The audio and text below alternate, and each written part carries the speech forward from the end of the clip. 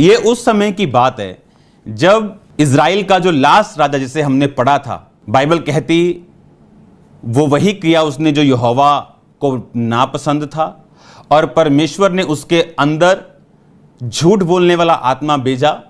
उसके पास जो नबी थे जो हमेशा राजा को खुश करने के लिए उनको प्रोफेटिक वर्ड देते, तुम्हारा भला होगा, तुम्हें मिरेकल हो जाएंगे, तुम्हारे चमत्कार हो जाएंगे, राजा तू चल, प्रभु तेरे साथ है। क्योंकि पर्सनल गेन चाहिए था उनको, राजा से पर्सनल ऑफरिंग्स चाहिए थी, खुश करना था लोगों को। और राजा उस बात में आ गया और उसने अपने आप को जांचा नहीं कि अगर मैं यहोवा के खिलाफ हूं तो प्रोफेसी मेरे लिए कैसे मेरे भले के लिए हो सकती।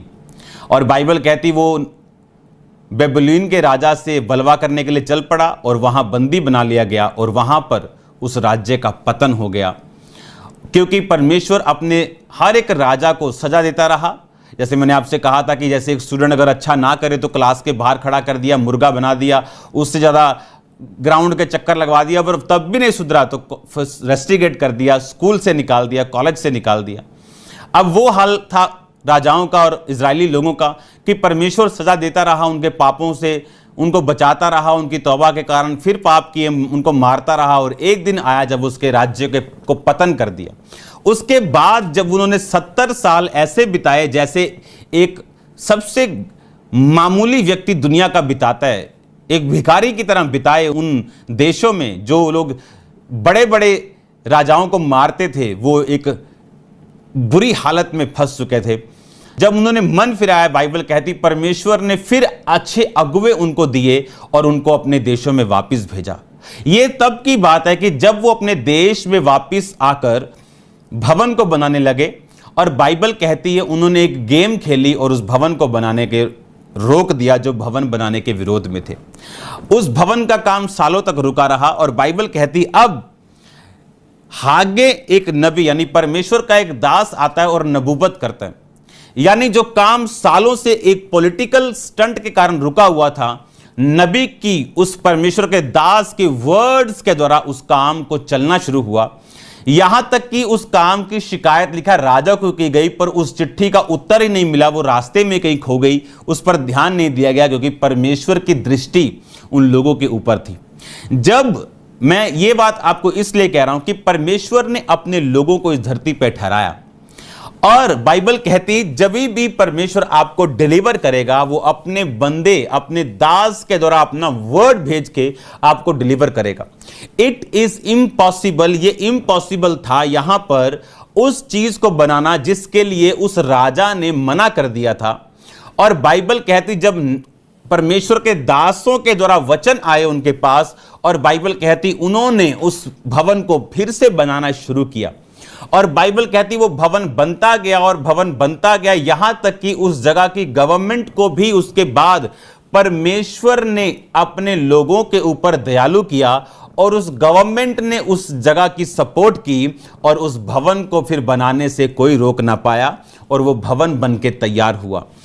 और उस भवन के बनने की स्टार्टिंग वर्ड के द्वारा हुई जो परमेश्वर ने अपने दास के द्वारा कहे। इसीलिए आज मैं आपको प्रोफेटिक वर्ड्स दे रहा हूं, आपको भविष्यवाणी कर रहा हूं कि आज का वर्ड सुनने के बाद जो चीजें मरी हुई वो आपकी जिंदगी में जी उठेंगी। वो आपकी मैरिड लाइफ हो, वो आपकी स्पिरिचुअल लाइफ हो, वो आपका फाइनेंस हो।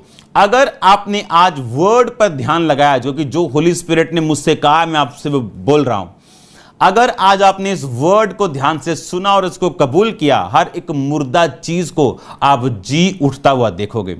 याद रखो, वचन ये इतना इंपॉर्टेंट है जितना आपकी लाइफ भी इंपॉर्टेंट नहीं, क्योंकि इस लाइफ की एक सीमा है, 120 साल, 100 साल, किसी की 80 साल, लेकिन वो लाइफ जो इसके बाद है उसकी कोई सीमा नहीं। बाइबल कहती या तो अनंत जीवन या तो अनंत दंड भोगने के लिए परमेश्वर ने अपने लोगों को उसने भेजेगा और तैयार करेगा। या तो अनंत दंड भोगेंगे या अनंत जीवन भोगेंगे। बाइबल कहती परमेश्वर का पुत्र इसलिए नहीं आया कि तुम्हें दोषी ठहराए, बल्कि इसलिए आया कि तुम जीवन पाओ।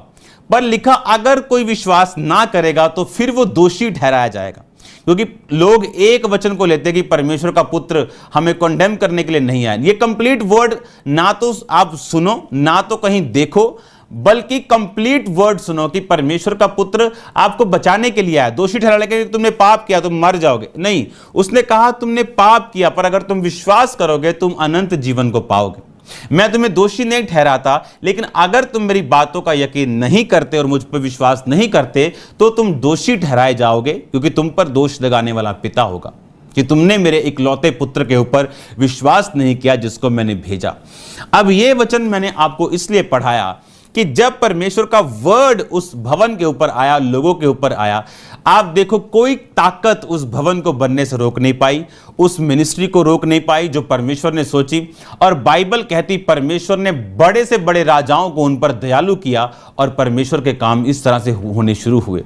आज जब आप वर्ड सुनते हैं जो परमेश्वर अपने दासों के द्वारा आपसे बात करते हैं, और जब उन वर्ड्स को हम मानते नहीं, वही फ्यूचर में हमारे आगे खड़े होते हैं, वही फ्यूचर में हमारे आगे जायंट बन जाते हैं। उत्पत्ति में हम सांप देखते हैं, प्रकाशित वाक्य में वो अजगर है। जिस बुराई को आज हम सपोले के रूप में छोड़ते हैं वो कल को अजगर बन के आप ही को खाने वाली। इमेजिन करो, वर्ड इतना पक्का है कि बाइबल कहती इसहाक को उसके बेटे ने धोखा दिया और आगे क्या पाया? धोखा।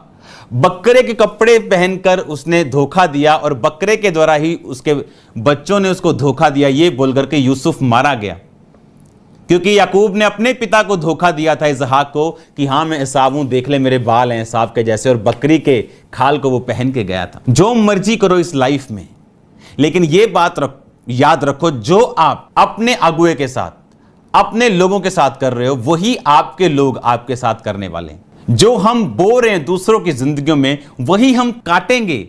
और जब काटने को मिले तो फिर नाराज मत हो, फिर दुखी मत हो, क्योंकि वो आपकी फसल है जो आपको काटने को मिलेगी। और इसीलिए बाइबल कहती परमेश्वर हमें पहले से चिताता है और पहले से बताता है कि हम नाश ना हो। वो पहले से हमें वार्न करता है, क्योंकि परमेश्वर का मकसद हमें नाश करना है, दुखी करना नहीं, बल्कि उस नाश से, उस दुख से, उस डिसअपॉइंटमेंट से बचाना है जो फ्यूचर में शैतान हमारे लिए रख के खड़ा है। और उसको लागू करवाने के लिए शैतान को कुछ ऐसी बातें चाहिए, कुछ ऐसी फूट चाहिए, कुछ ऐसा पाप चाहिए, कुछ ऐसा व्यभिचार चाहिए जिसके जरिए वो उन चीजों को आपकी लाइफ में लागू करेगा और आंखें बंद कर लेंगे।